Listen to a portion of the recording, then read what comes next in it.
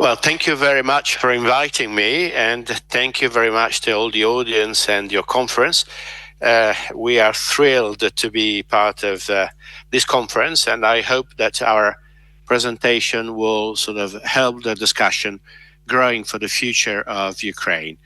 As you may be aware, we were appointed by the UN through the agency UNEC and worked closely with the city of Mykolaiv and a series of other consultants for the plan for the reconstruction of Mykolaiv after the war. It's a city of about 500,000 people, which I'm sure you are most familiar with. This is just a diagram to show you what kind of damage were assessed with the help of the municipality for the first years of the war.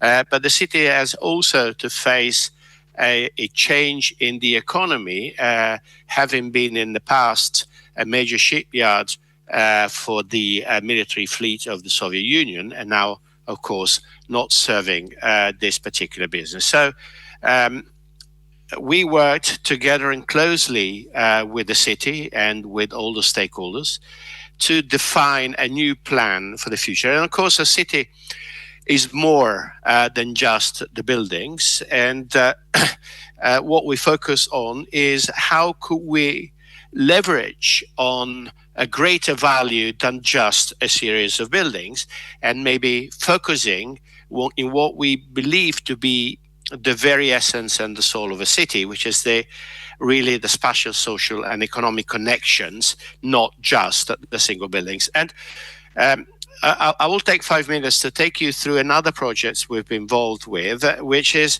to us, a clear example on how a city is more than just the sum of a series of buildings. We were part of the architects developing CityLife in Milan, and particularly focusing on retail and public spaces. CityLife is the, say, redesign of the old and abandoned fairground to become a new and very intense mixed-use neighborhood within the city. It all started in just before 2010, and although the big developers and the big names in architecture, at the beginning it was quite a struggle. This is an image of 2010, roughly 2012, where housing was almost built, but the developer found it very, very difficult to sell it at the right price, and actually just to sell it. And so we started working on a series of things like greater public accessibility. The metro came, and we redesigned the new square, the new retail destinations. So, and we've also done something, we suggested something to the client, which was quite striking, say. We suggested to reduce the buildable area of about 5,000 square meters to actually design the square you see on the screen as we speak. And reducing the amount of square meters, of course, for a developer is always quite a challenge, because it's what he believes the value comes from. But actually, this made the destination very, very successful. So in a way, the design of the public realm, which in itself is not directly generating any particular revenue, was the thing that boosted the whole development, up to the point where property values, and also the residential property values around this new district, grew by an average of 60%, peaking at some 100% for some specific locations. So this is to say that really the value we believe we can bring when defining a new plan, a reconstruction plan for a town, is not just by defining the new volumes and the new destinations, but actually is trying to bring an extra value through the relationship between the different parts. In a way, focusing on the public spaces, the public services, or the services in general, to actually build an overall ecosystem. Just as a final note on CityLife in Milan, the power of public spaces was so strong and was so understood by the client and by the developer and by the landlord. Landlord is generally the largest insurance company in the country.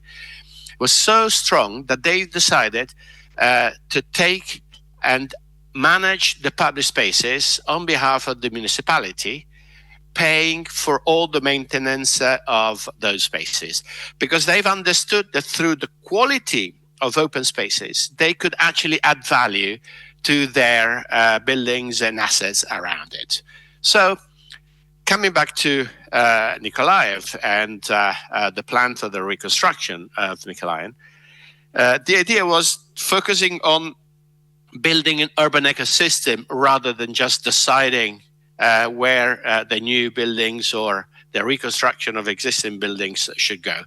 This is what we tried to focus on, and with the idea that the space in between, which is the space in between the buildings, would become the major player of the game.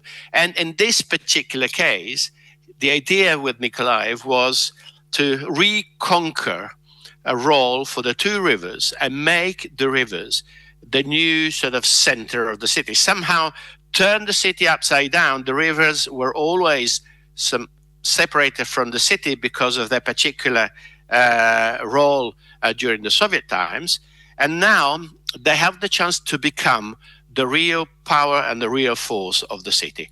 Of course, when you develop a plan, you also go through a number of analytical activities. We had great engagements with the populations and the different communities living in the cities.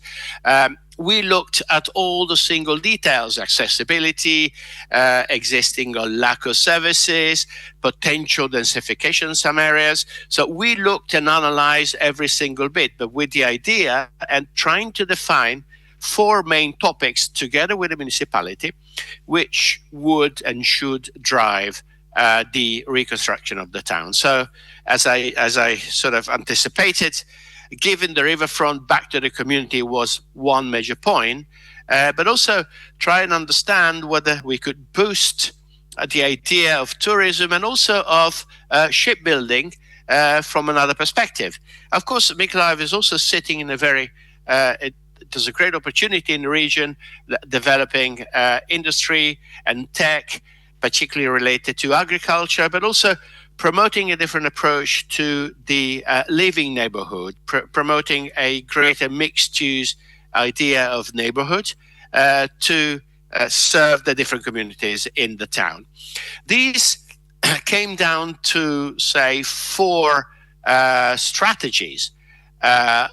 Consolidate the port, of course, consolidate the southern side of the port, so that free up the space around the city center and around the most inhabited part of the city to the north, to be given back to the population, which eventually comes down to the riverfront revitalization.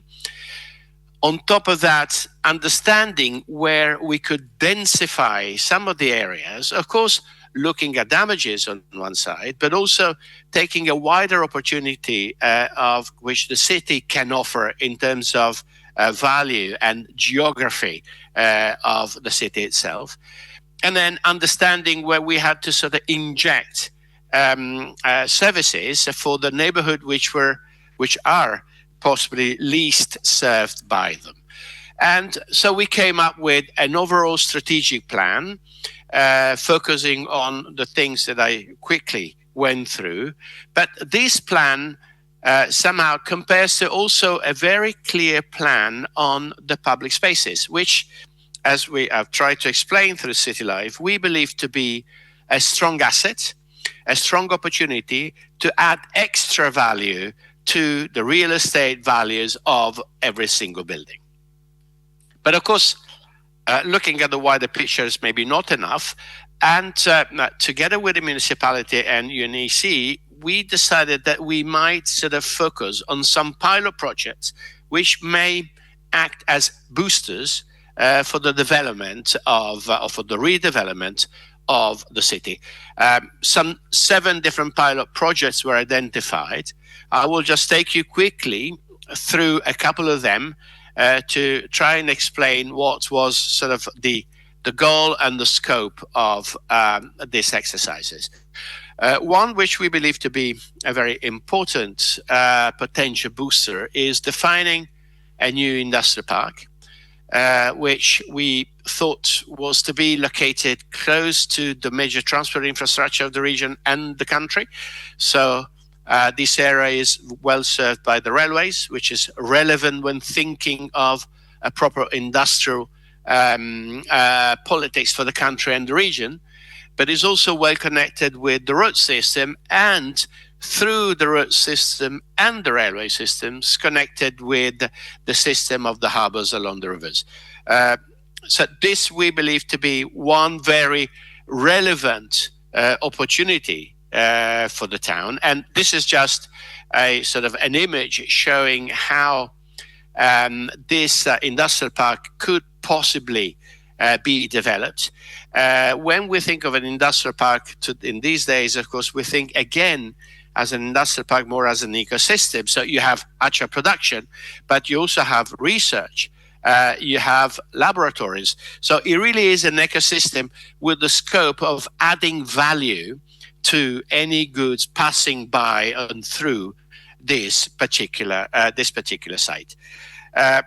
So having looked at and showed you this idea on sort of the revitalization of the industrial activities in the city after the war, then we thought that we should, and I thought that we should share you also this other idea, which is again working on a different kind of ecosystem.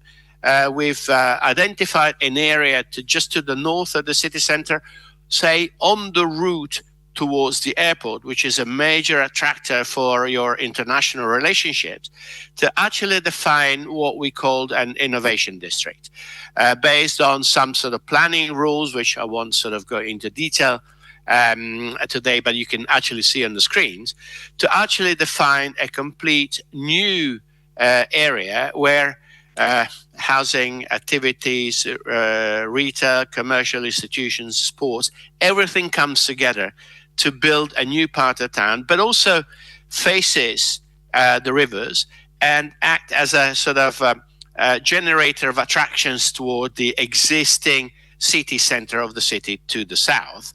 And this is just, again, an image showing how we believe that the value of the rivers and the waters and the sort of reconquered relationship with this beautiful landscape and publicscape can offer opportunities to densification and to the building of a proper common ground, building the soul and the identity of the city. So really, and this is also coming from the experience we had in Europe with the introduction of the euro. When it comes to development, comes to attracting capital from institutions and from corporations, the last thing I wanted to sort of point out is that transparency through the process is the stronger tool you have to actually being able to attract capital investments to your city, your region, and your country. Thank you very much.